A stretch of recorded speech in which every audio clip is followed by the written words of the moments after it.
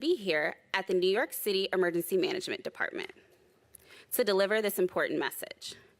For those of you who are joining us by webinar, this media briefing is being recorded. So if you do not wish to be recorded, please disconnect at this time. My name is Jasmine Blackwell, and I am the media contact for today's Hurricane Outlook. At the conclusion of this media briefing, you may reach me by email at jasmine.blackwell@noaa.gov or by phone at 202-841-9184. The news release and graphics related to today's announcement will be available shortly on noaa.gov. The beginning of today's media briefing will consist of about 20 minutes of remarks from our experts, and then we will take questions from reporters in the room. For those of you who are joining us by webinar, you will have the opportunity to ask written questions using the questions box to the right of your screen, and I will read them aloud for one of our experts to answer. Please be sure to include your full name and your media affiliation when asking your question. Our speakers today are NOAA Administrator, Dr. Spinrad, New York City Mayor Eric Adams, New York City Emergency Management First Deputy Commissioner Christina Farrell, and FEMA Administrator Deanne Criswell. And now we will begin with remarks from Dr. Spinrad.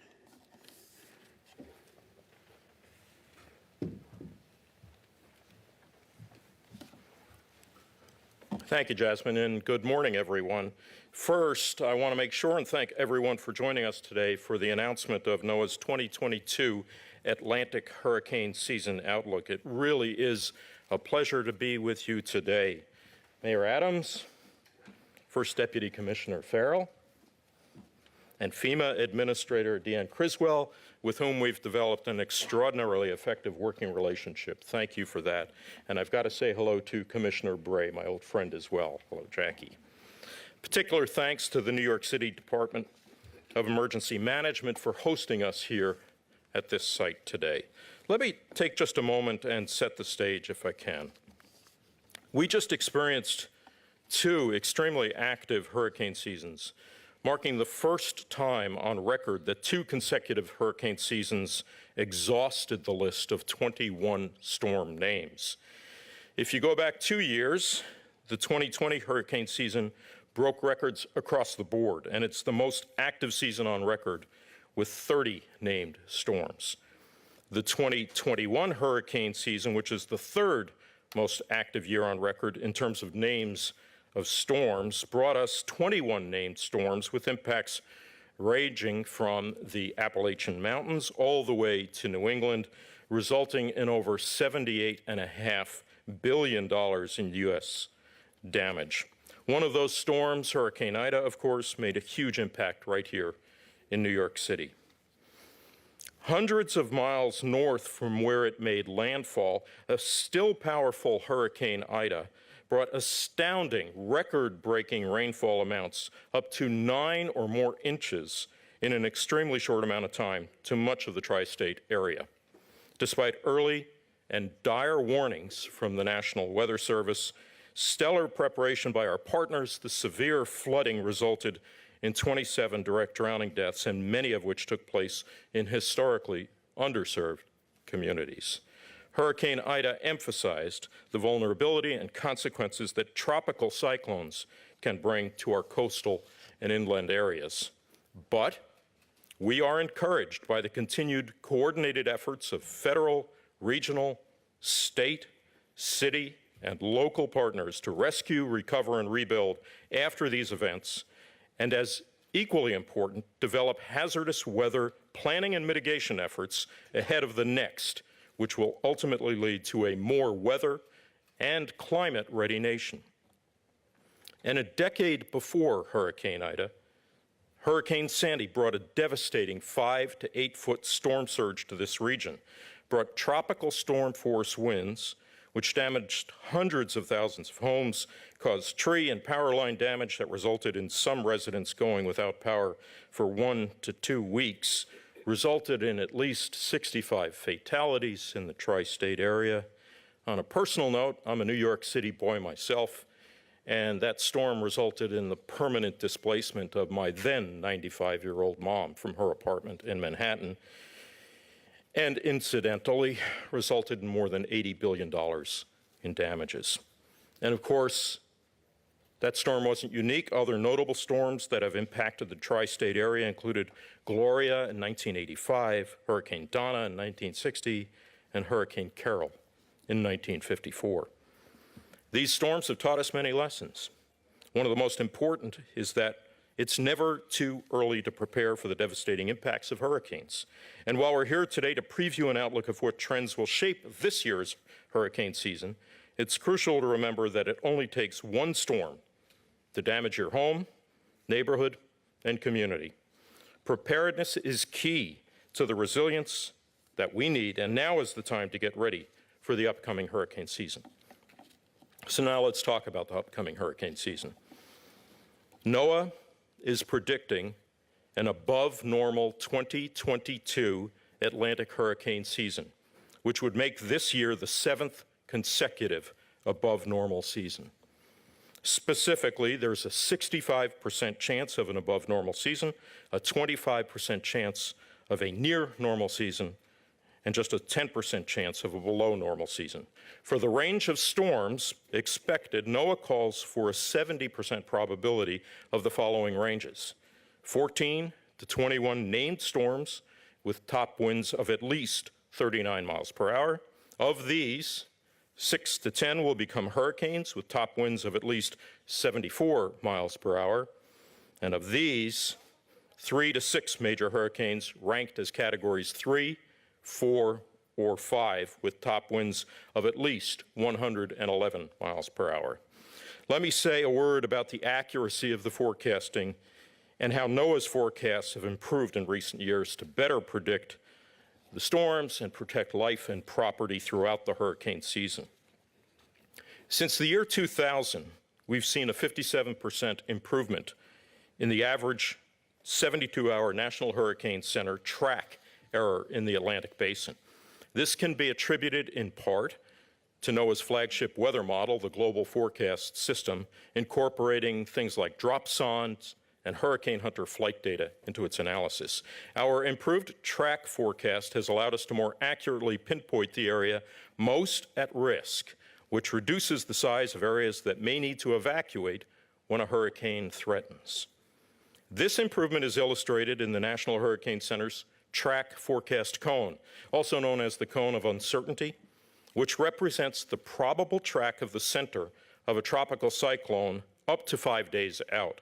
The cone of uncertainty has gotten significantly smaller since 2005. We've also seen improvements in our intensity forecast. Forecasters can now more accurately predict changes to hurricane intensity early in a storm's life cycle. The National Hurricane Center's average intensity error is now 40% lower than it was in 2000. Looking ahead, NOAA will triple our operational supercomputing capacity for weather and climate this summer. This upgrade will allow for more detailed, higher resolution Earth models that can handle larger ensembles of models, meaning more numerous calculations, more advanced physical considerations, and improved capability to assimilate the data collected out in the storm. Along with the better science, will ultimately make way for better hurricane forecast model guidance for years to come, which is what the forecasters, of course, rely on. So before I close, I'd like to take a moment to give a special thanks to the skilled and dedicated forecasters at the National Hurricane Center in Miami, who work around the clock to deliver timely and accurate forecasts each and every hurricane season. Better systems, better sensors, better satellites, better aircraft, of course, are critical.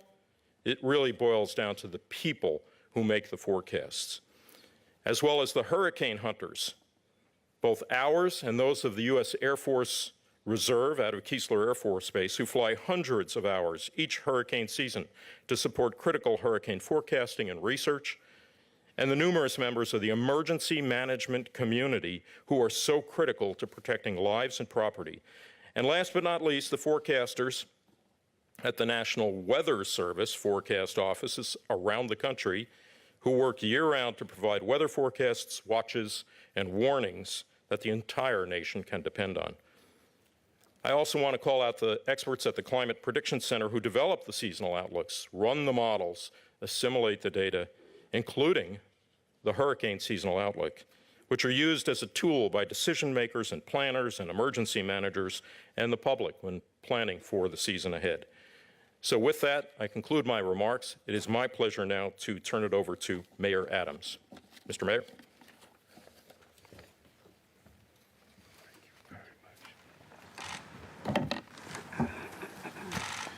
Remember the good old days when you're lucky if you have one camera to hear this forecast.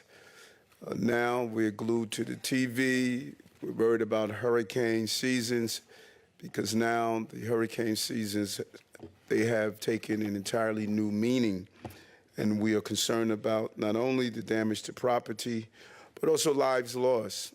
And we have to refocus to this new reality of dealing with the change in our environment and how it impacts us every day. And let's be clear, this information is vital and it's crucial. It's crucial for the men and women who are assigned here, both the commissioner and the deputy commissioner and this entire team, because it allowed us to be prepared. And we cannot thank our federal partners enough for giving this information in a timely fashion, using technology to predict what is about to happen and how the inclement weather could impact our daily lives and responding to emergencies. And this is not new to New York. We know 10 years ago, Hurricane Sandy hit our city. We remember the catastrophic flooding that submerged our city, and 44 New Yorkers died during that storm. As a state senator moving throughout the entire area, we saw how it impacted us. And just last year, the remnants of Hurricane Ida caused torrential rains and flash flooding that killed 13 New Yorkers in basement apartments. I remember being out that night, moving around the borough and city, and saw the Brooklyn Bridge flood for the first time in my entire life. And that sent a clear message. So when it comes to coastal storms, hurricanes, and floods, preparation is everything. And today, this announcement is allowing all of our agencies and New Yorkers to be prepared. That's why we are here today with partners from NOAA, FEMA, and the New York State Division of Homeland Security and Emergency Services. It's going to take real partnership for us to combat these unprecedented levels of storms that we are seeing in our city and in our entire country. And I want every New Yorker to be ready because once we are giving the information, once the agencies are in place, it's going to come down to New Yorkers also participating in this partnership. New York has 6 evacuation zone areas that may have to be evacuated in case of severe flood issues. Zone 1 includes those communities most at risk, especially low-lying coastal areas and waterfront communities. And Zone 6 is a lower area, a lower risk. But knowing your zone can have you prepared when the information is put out. And every New Yorker should know their zone. I know my zone, City Hall, is Zone 6, and Gracie Mansion is not zoned.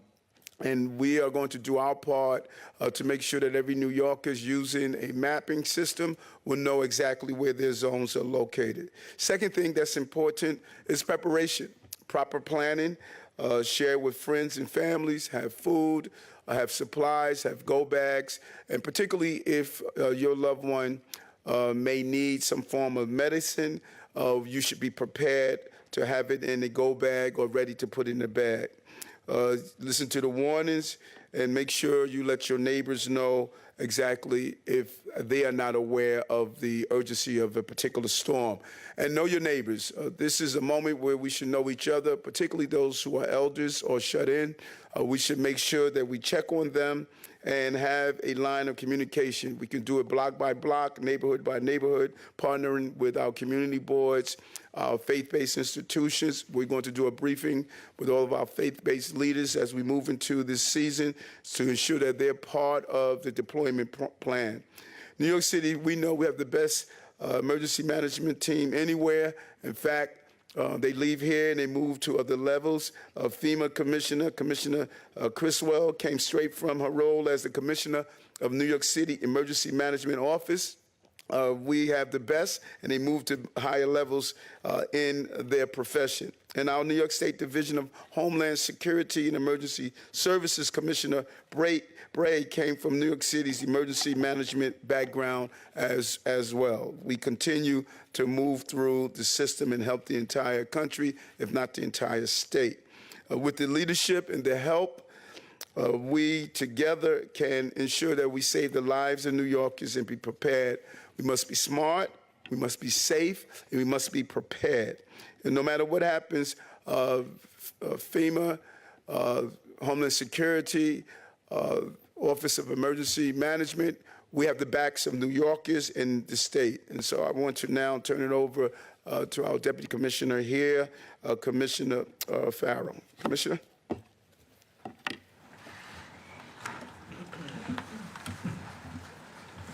Good morning. I want to welcome everyone here to New York City Emergency Management and to the city's Emergency Operations Center. Even though it's very full, I think we prefer it here with press than filled, after a storm. I want to thank all our partners, including Dr. Spinrad from NOAA, Deanne Criswell, FEMA Administrator, and our former commissioner. Welcome back. Jackie Bray, the Commissioner of New York State Division of Homeland Security and Emergency Services, Joanne Ariola, who's the chairperson of the New York City Council Committee on Fire and Emergency Management, and of course, Mayor Adams. I also want to welcome a very special person who's with us today, Faman Ahmed. He's a 9th grader at Nest High School in Lower Manhattan. He's our commissioner for the day. He won an essay contest from essays across the city, and he is the future of emergency management. So we were very happy he would take a day off from school and join us. As emergency managers, we know that preparedness will save lives. Through our work, we make sure we help all communities safely and equitably to prepare for and recover from hurricanes. As has been said, we see that one storm can have a devastating impact on New Yorkers and their communities. We know hurricanes won't wait, and neither should you. With the start of the 2022 Atlantic hurricane season just days away, you can be prepared, and we encourage you all to take the first step. And as the mayor said, please know your zone. If you live in one of the 6 evacuation zones, you may be ordered to evacuate for your own safety by emergency management and by the mayor if a dangerous storm is approaching. If ordered to evacuate, it is vital that New Yorkers follow city officials' guidance. It's very easy to find out what zone you live in. You can visit nyc.gov/knowyourzone, or you can call 311. More than 3 million New Yorkers live in the city's 6 hurricane evacuation zones. To encourage New Yorkers to know their zone and prepare for hurricane season, we are once again running our Know Your Zone awareness campaign. Starting next week, New Yorkers will see new Know Your Zone ads on bus shelters, bike pumps, storefronts, online, in newspapers, and other places across the city. But even for New Yorkers who don't live in hurricane evacuation zones, extreme weather, as we have seen, can impact. Make sure that you stay informed with emergency information during hurricane season and throughout the year. The best way to do that in New York City is to sign up to receive emergency updates from Notify NYC, the city's free emergency alert program. It's available in 14 languages, including American Sign Language. So please visit nyc.gov/knowyourzone for more information, including how to sign up for Notify NYC. Thank you, and it's my privilege to introduce Deanne Criswell, FEMA Administrator.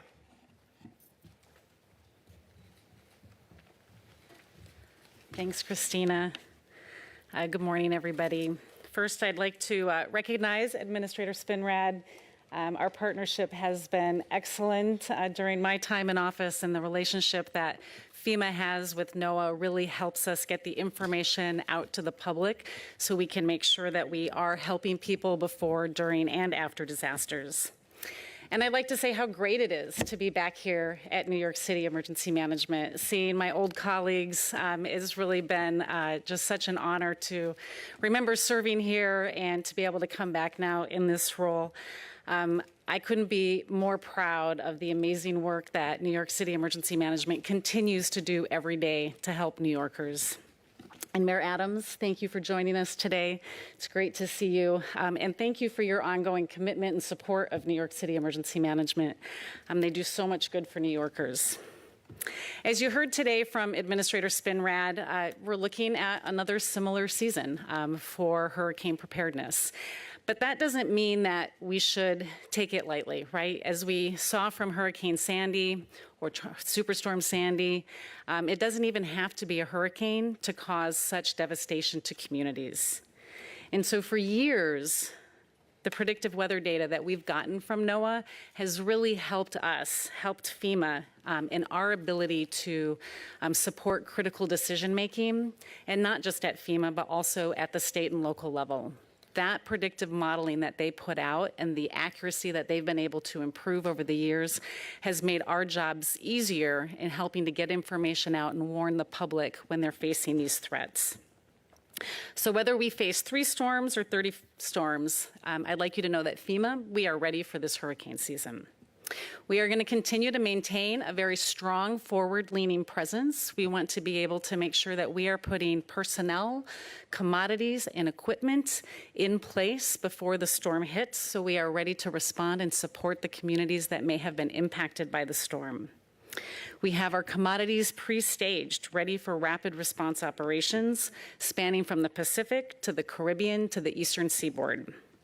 And we have thousands of expert response personnel at the national as well as our regional level that are ready to support life-saving and life-sustaining operations. So my question to the public today is, are you ready? We must not forget that just last year, Hurricane Ida made a 9-state destructive trek across the United States. It affected coastal, urban, and suburban communities. This shows me that no one is immune from the effects of these tropical storms. So FEMA has an urgent call to everyone, a call to action for everybody that lives in these areas. The time to get ready is now. As this year marks the 10th anniversary of Superstorm Sandy, which although again was not classified as a hurricane, it brought devastating impacts. So there are actions that you can take today. The first one, know your risk.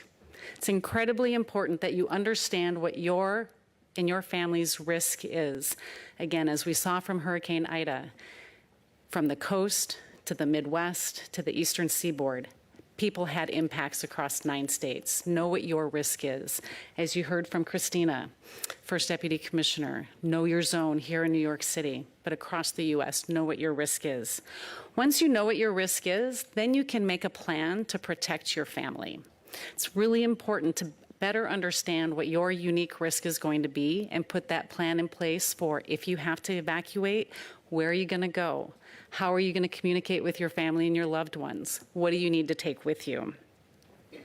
Sign up for emergency weather alerts. You heard how you can sign up for them here in New York City, but you can also download the FEMA app and get up-to-date wireless emergency alerts.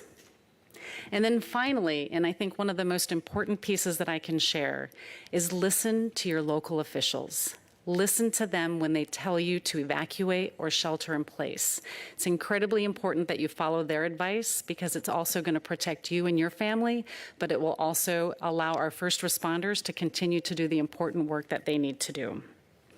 And so the first thing, or the most important thing that I will ask everybody, is that prepared families are safe families, and a prepared nation is a resilient nation. So listen to your local officials, know what your risk is, and make that plan to make sure that you can protect your families. Thank you.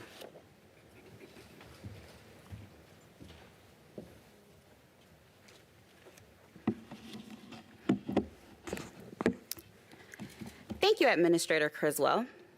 Before we move on to the Q&A portion of our media briefing, I would like to introduce Matthew Rosenkranz, the lead hurricane season outlook forecaster with NOAA's Climate Prediction Center, who is available to answer questions about the science behind NOAA's hurricane outlook. For those of you who are joining us by webinar, I would like to remind you that you have the ability to ask written questions using the questions box to the right of your screen. Please be sure to include your full name and your media affiliation when asking your question, and we will do our best to answer all incoming questions in the time available. Now, we will take questions from our first reporter in the room. You, sir? Hi, Steve Burns, WCBS Radio. I know there's so much talk about Sandy and Ida and so much in the way of following advice here, but the advice in advance of both of those storms was notoriously terrible. There were no evacuation orders and they came very late. What kind of outreach changes and, public policy changes have we seen at these agencies to be more proactive in their advance warnings and not see a repeat of what we saw with Sandy and Ida, very little warning? Would you like to take?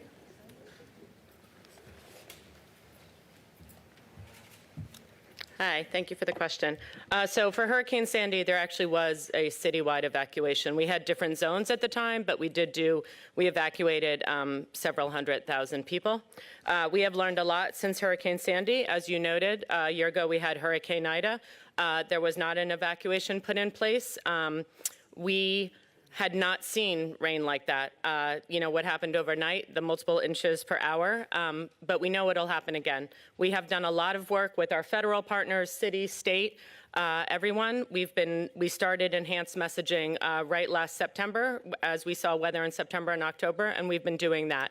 It is very hard work. We need everyone in the city to come together. We know there are people at risk that live in situations that compound their risk, but we are incredibly dedicated. We've been working the whole off season, and we will message early. We will message often in all the languages that New Yorkers need. But as the administrators and others said, we need the media, we need our elected officials, we need faith-based leaders to help us when that message comes out, and we need New Yorkers to pay attention and to follow the advice. The mayor, obviously the big story with Ida was basement apartments and how at risk they are. The former mayor mentioned a census. I wanted to see what kind of effort is ongoing in terms of figuring out how many basement apartments there are, what their risk is, and how they can be protected.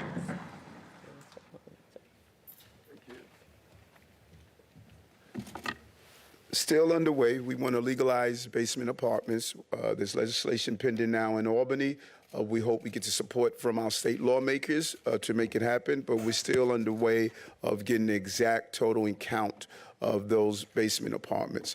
And also, as the Deputy Commissioner stated, the goal is to use a universal language to all of our agencies, and what we're looking at is how do we ensure a smart system that all of the agencies are kicking in gear at the same time. Know what's expected ahead of time, similar to what we do with the terrorist threat. Everyone knows their roles, and we know how to coordinate in a better effort. Coordination, communication, and implementation, that's the key to protect New Yorkers during the storm. So, just following up on that. So if there is a storm coming, someone lives in a basement apartment, is there any specific outreach to let them know, hey, danger might be on the way, you might need to evacuate? Yes, we're looking at a text messaging system as well as a communication system to let people know beforehand that what their zones are, what areas they live in. And as the Deputy Commissioner indicated, we're talking Mother Nature. This stuff moves. None of us expected the level of rain we witnessed the last time. And being able to shift the communications in a rapid manner by proactively knowing what are the areas that are prone to flooding, that is extremely helpful. I never saw flooding like that in Crown Heights. Who would have imagined that level of water? And so we have to be able to communicate fast and shift because these storms are coming rapidly and they're coming in different ways. Mr. Mayor, hi. This is Rakima Ward for you. I was just looking at the emergency management map that you're sending folks to. I looked up one of the addresses where somebody died during Ida, and it's not in any flood zone. So I'm curious if there has been a new plan to adjust for zones, but it has to do with flooding or rain flooding rather than coastal flooding. It doesn't seem like where you're sending people reflects that currently. Of my understanding, that area, if you're talking about the one in Queens, Just on the edge of a flood zone, but where somebody died in their basement apartment. right? Because part of the issues that we're facing, and that's why we put $2.5 billion into the sewer upgrades in certain areas, part of the problem we're facing is also drainage. We have to really re-examine how we're building out our sewer systems.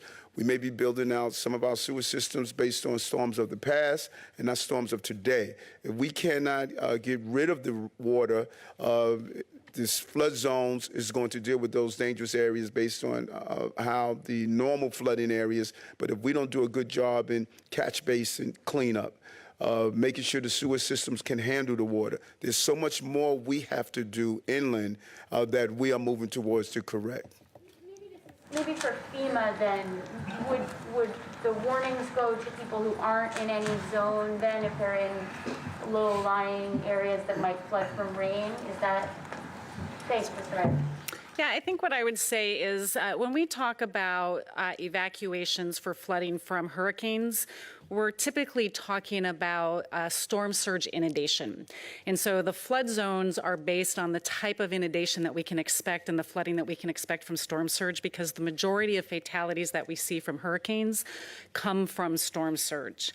When we talk about the remnants of these tropical storms, and as Hurricane Ida went across 9 states and then reached the eastern seaboard, it brought a variety of other hazards, heavy rain. The type of evacuation and flood zones are not designed for rain events. It also brought tornadoes that we saw in New Jersey.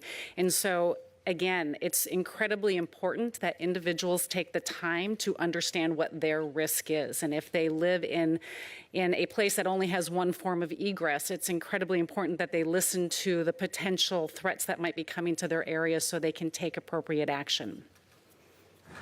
I get a question. As far as the evacuations go, what is the plan to make that run as smoothly as possible? What logistics are in place to address, asking many people to move, and I'm imagining in kind of pretty short notice when roads might be flooded, subway tunnels might be flooded. Could you kind of lay out how that will work? Yeah, an important question. And I will go back to understanding and knowing your risk. And so when we're talking about evacuations from storm surge, we typically have some warning for storm surge so people can take action and put the plan that they made in place. But we are seeing these storms develop faster. They're developing more frequently. And so it's giving our state and local emergency managers less time to actually warn the public. So they do. FEMA does not issue evacuation orders. That comes from the state and the local level, and they have plans that they put in place and how they're going to do that and when they make that decision. We support their operations. We can support it through mass care efforts, bringing supplies and commodities to shelters, and reimbursing for any of the activities that they put in place. But the state and the locals, they determine when they're going to issue an evacuation order, and then we can support them. Mayor Adams, what's on the city level, could you offer some more detail on like what the plans are and how evacuations would work? And it really depends on knowing your evacuation location, your site, your route, and that's the role we must play. We have to do a good job, if not a great job, in identifying what are the routes, where your evacuation location, pair them with the zones, and that is what we are putting together, because late information could be deadly information. And our goal is to make sure that we communicate. I cannot emphasize that enough. Communication.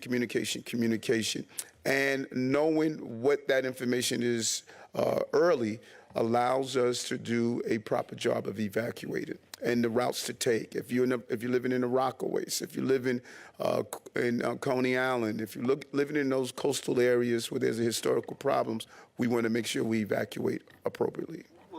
Will those routes be laid out for residents? Hold on one moment. Can you control this?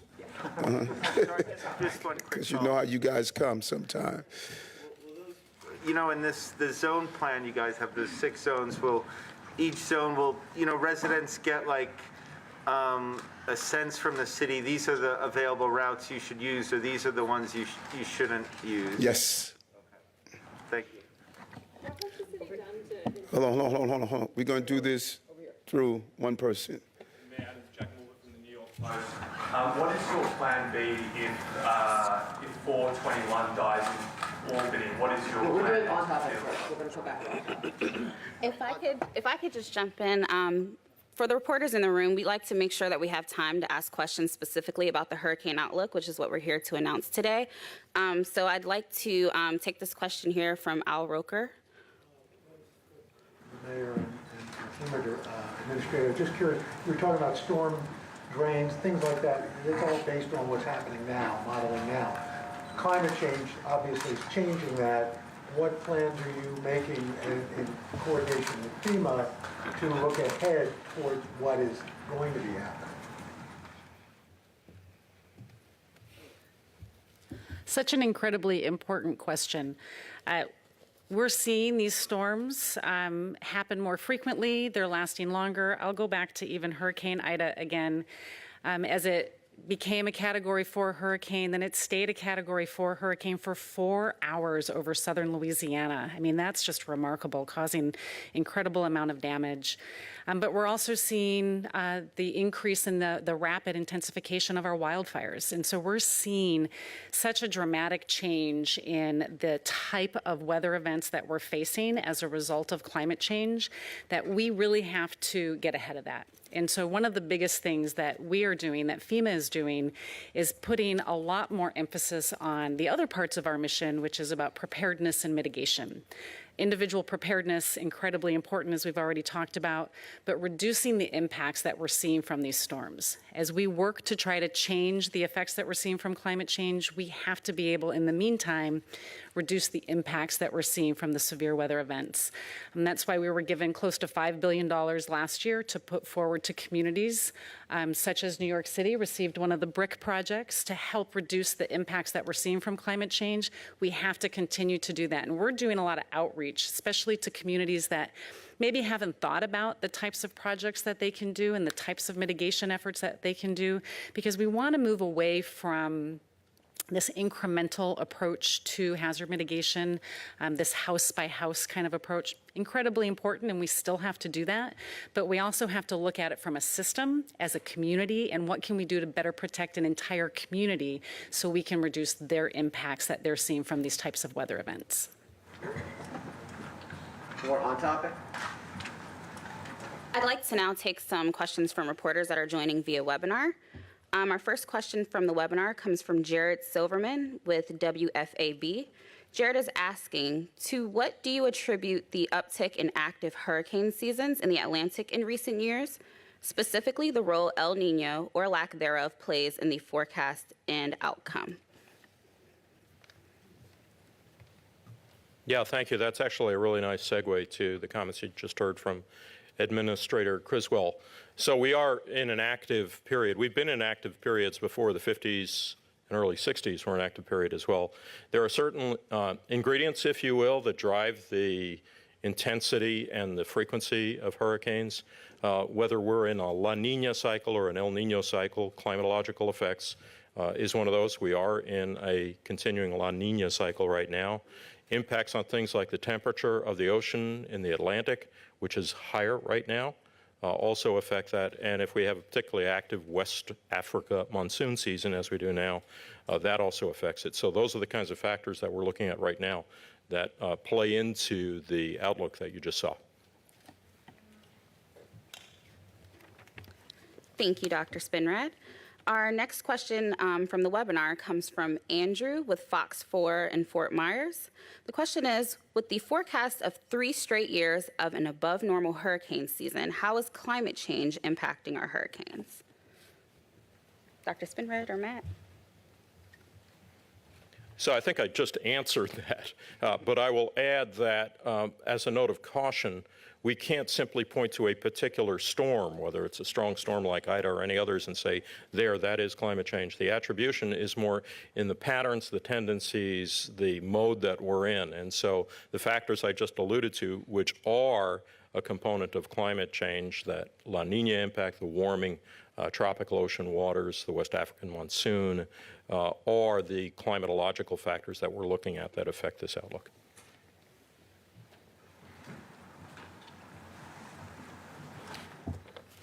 We received a question from Joseph with the Staten Island Advance. Joseph is asking, NOAA previously released an adjusted set of climate averages to determine what is considered normal in terms of national temperatures. Is NOAA considering making similar changes when assessing what is considered normal for Atlantic hurricane season, and what is the consistent above average projections? Yes, Mr. Ray, I will. So we regularly, as a matter of operations, revisit the outlook in mid-hurricane season. So you can expect to see that. That's a standard procedure for us. And I would say that we will continue to monitor the long-term trends in intensity and frequency of these storms, as we've done for years. We're not necessarily in the business of recalibrating, if you will, what is average. That's a statistical determination from the data that we get. So we'll be looking at the trends over the decades to provide an indication of how things are changing over the years. Do we have any questions from reporters in the room that are specific to the hurricane outlook forecast? I saw your hand first. New York 1. This is also for Administrator Spinrad. Is there a specific reason why New York City was chosen as the location for this year's announcement? The question in the room was there a specific reason why New York City was chosen for the location of this announcement this year? Dr. Spinrad? I think it's safe to say there are two factors. One of which is we're recognizing 10 years after Sandy. It seems appropriate to take a look back and see how things have improved, but also recognize the work that we need to do. And then, of course, the impact of Ida last year is one that's fresh in many people's memories, and we felt it most appropriate to come here and talk with folks. There is another aspect. A lot of people throughout the country tend to think of hurricanes as an isolated phenomenon in the Gulf or in the Southeast, and part of our message here by being in New York is that it is very much a large phenomenon affecting a large portion of the population and the geography of the United States. Yes. Mayor Adams, your predecessor after Ida said that the city can expect to see mandatory evacuations, travel bans, et cetera. Do you plan to continue that policy if things get bad? Yes.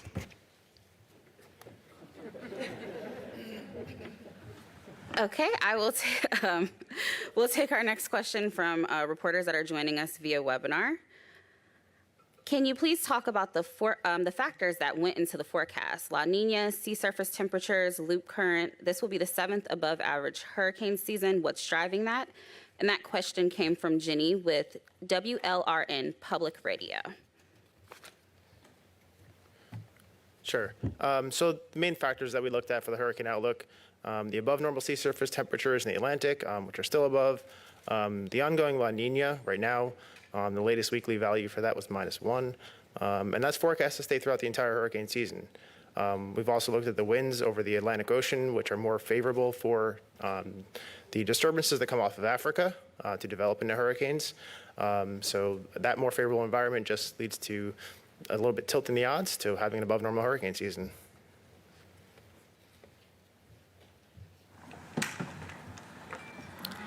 Do we have any other questions from reporters in the room specifically about the hurricane outlook?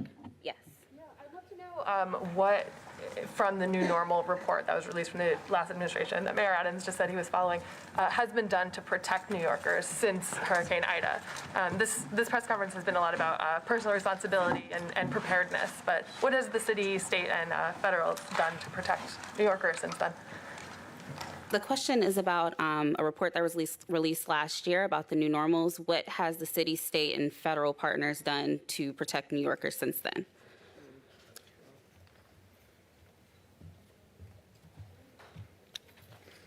Hi, so as you noted, the new normal report was released a couple weeks after Ida. And we have been working emergency management, the mayor's office, environmental protection, all of our different partners on the different aspects of that to prepare as we get into the storm season. As I mentioned, we already started enhanced messaging, and we've done a lot. We were working in the off-season doing focus groups, speaking to non-English speakers about the messaging to see if it was effective, how we can work. As I mentioned, Notify NYC, we now have 1 million subscribers. It is available in 14 languages, but most of those subscribers are in English, and we know the people that need the information the most, may not get it all the time. So we are continuing. We also have expanded our Strengthening Communities program, which was started during COVID, but we've increased the funding, and that is working with nonprofit partners, community-based partners in the most vulnerable areas, and we've added people from the areas in Queens and Brooklyn that saw a lot of flooding, and those are giving money to community groups to work with us to make sure that people are prepared, they're getting the message, and then there are infrastructure and other pieces that are working through DEP and the other agencies. But we are incorporating the best practices that were identified there, along with the priorities of the new administration. As the administrator mentioned, we have received federal funding through BRIC. There are other grants available, and we also have very strong partners in the state. So it is a large undertaking. Obviously, climate change is here to stay, but we are looking at all the pieces to better prepare New Yorkers. There were 2 updates after that report, but the new administration hasn't released any. Will you commit to doing that? We are doing it in a more holistic way, looking at the different priorities and how this administration wants to update New Yorkers. Maybe not through the updates of the report, but through other means, such as this press conference.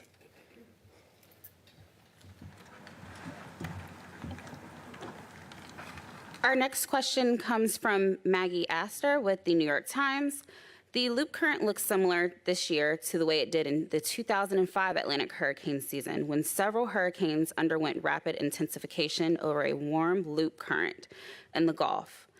Is this one of the factors influencing this year's forecast? And if so, what can you tell us about the anticipated impact? Yeah, so the loop current does look like 2005, but if it depends on if a storm actually moves over that loop current.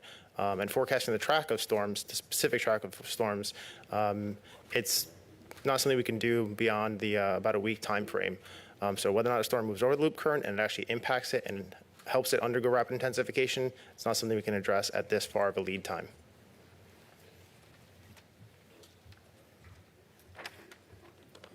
Our next question comes from Seth Bornstein, and he's asking, what's the forecast ACE and what factors, in addition to La Nina, go into this above average forecast? And additionally, what is the forecasted accumulated cyclone energy index?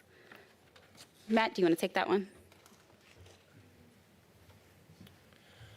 Yep, so the forecast ACE range, the accumulated cyclone energy, that's a total measure for the entire season, which accounts for both intensity and duration of tropical storms and hurricanes. That's forecast to be 115% to 200% of normal. So it could be as active as twice as normal.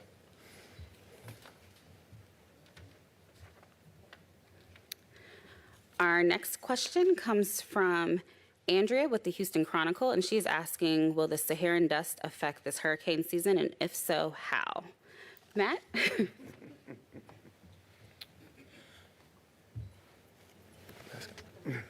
What's that? Oh, all right. So the Saharan air layer, Saharan dust, it does impact typically earlier in the season. As you get waves that come off of Africa, they interact with the dry air and can keep down some of the parts of the season. As you move into the earlier parts of the season, it's less of a factor, especially in years when you have an active West African monsoon, you can actually keep down some of that dust. So those outbreaks typically last 6 days to 10 days, so they can kind of come and go throughout the season. It's not likely to impact the entire season as a whole.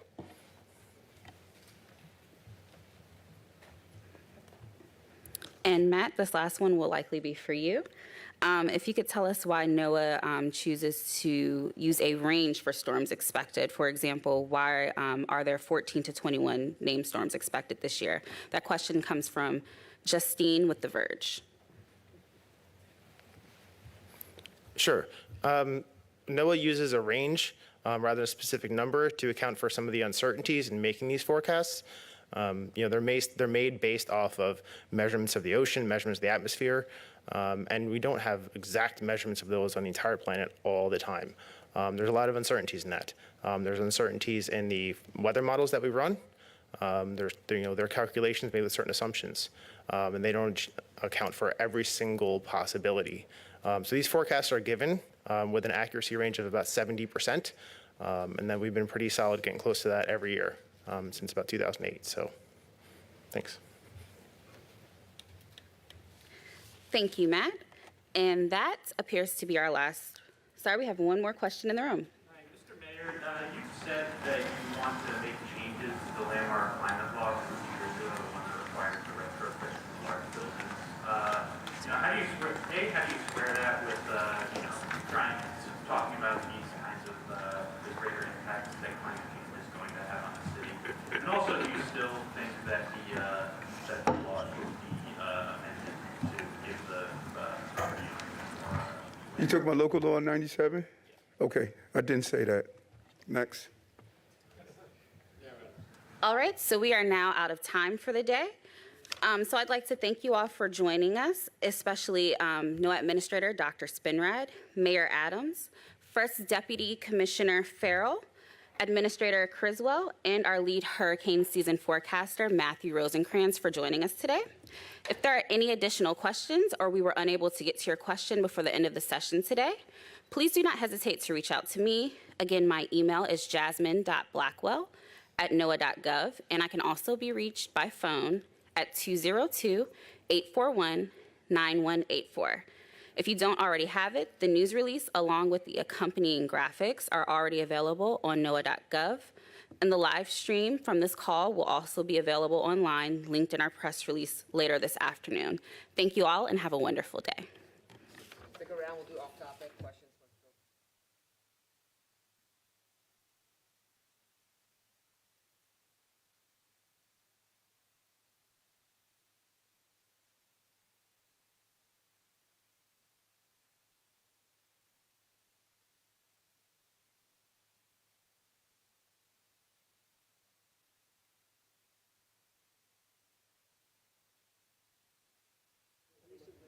Because he had been afraid to take the subway. So today there's a hearing at the Taxi and Limousine Commission about the possibility that you would either approve of raising the rates that the Uber drivers have or also change their surge procedures.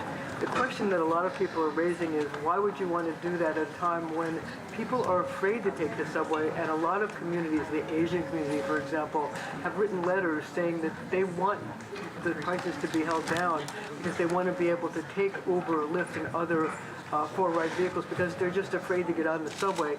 So how do you feel about the wages? How do you feel about the surges? And also, what would you say to New Yorkers who are really afraid to take the subway now? Well, okay, let's do it in pieces. The city council, they handle what they do. I'm not in control of what they do in the city council. I don't want to speculate on what they're doing. Whatever method of transportation we have, it should be affordable. It should be safe. Our subway system is the centralized method of moving throughout the city. And there are many people who can't afford to take Uber. They cannot afford to be in a vehicle. They cannot afford to drive. So we must make our system safe. And that is what I'm going to do, in spite of the pushback of many people who state we should not have police officers on our system. We should not put more on our system. I have been ignoring all of that noise, making sure we get police officers there. So no matter how people move around the city, because we have Uber drivers who are robbed and shot. We have people who have their cars hijacked. And so what we cannot do is view our transportation methods based on the inability of keeping people safe. That is the focus. We have to, people must be safe no matter how they move around the city. Members of the Asian community who have been the victims of a lot of anti-Asian hate and who prefer to take a car service, be it a green car or Uber or whatever, because they're afraid to get on the subway. Don't you think you should try to keep those rates affordable for people who find that that's a better means of transportation for them? Well, hate crimes take place on the streets also. So the goal is not to have only certain parts of transportation safe for all groups. The city must be safe. And that is what I must do as the mayor of the city and my police department and every agency that is connected. And that's what we're going to do. Mr. Mayor, about a block from City Hall for the past few weeks, there's been a man selling pepper spray. And, you know, it's kind of being billed as to use if needed on the subway. Are you concerned at this point about, you know, people arming themselves? I mean, it's not a gun, but still. But about arming themselves to protect themselves on the train. And I have one follow-up after that. We don't want people arming themselves to protect themselves. We want people to have faith and trust in their law enforcement entities to keep them safe. And that is the job that I have to do and my police commissioner and all of our agencies must do. I'm not familiar with the person who's selling mace on the corner, but we don't believe people should do that. And that's why I stated we need to be extremely concerned about the Supreme Court ruling of the right to carry. We saw what happened in Atlanta a few days ago. Atlanta just removed many of the barriers to purchasing a gun. That is just, it's unacceptable. And so we can't have open carry in a densely populated city like New York. That concerns me. The other question I had, you mentioned meeting with business leaders about, you know, the crime situation in the subways. Have you spoken to them? What kind of feedback have you got from those guys? Could you share a little bit of that?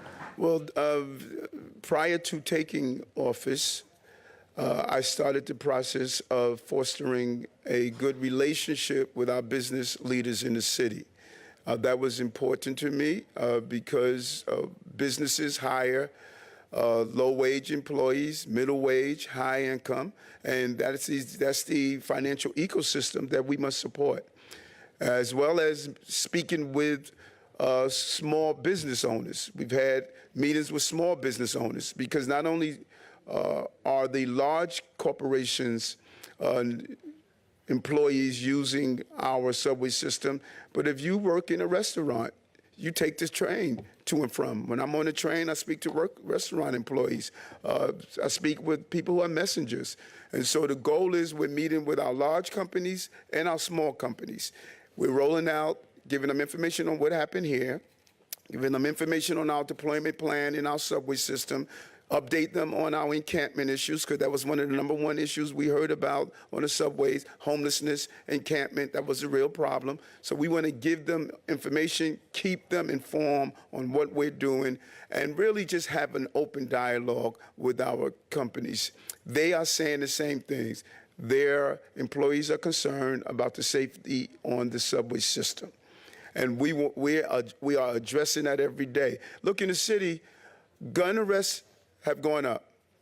Homicides have gone down. Shootings have gone down. You are starting to see the implementation of what we are attempting to do of making sure the city is safe. Thanks. What is your backup plan if 421A dies in Albany? How will the city deal with housing affordability? I say this over and over again. My job is to present my case to Albany. I don't control Albany. Albany must make the decisions based on the case that I present and other cities across the country present. We're going to continue to encourage affordable housing. We're going to continue to encourage building in the city. We're hoping that 421A pass or 485 or have an extension, at least a year, so we can study this more. I communicated that to the leader of the Assembly and the leader of the Senate. And hopefully they'll make a determination that we can continue to encourage development, particularly around housing in the city. And on the subways, can I just ask one follow-up question? Do you have an update on the Q train shooting? The police department will be releasing any information based on the apprehension. We have a suspect, And based on the apprehension, they will update that information. The police commissioner would do so. Hi. I wanted to ask more about the city pitching to host the 2024 DNC. Just given that, you know, New York isn't a swing state and those conventions are typically held in battleground states, what's your pitch to national Democrats on why they should come to New York City? And you're right, traditionally it's in the battleground states. But what we are learning is that because of the diversity of this city, we have the largest Jewish population outside of Israel, one of the largest Chinese populations outside of China, largest South Asian AAPI. New York is now being viewed as a place that speaks to America. And as you look to secure its base, by hosting it here, it's going to send the right message across the entire country. And I think it's a smart decision if they decide to have it here in New York because, you know, they have a fantastic mayor here that would make sure it's done correctly. Last question, Steve.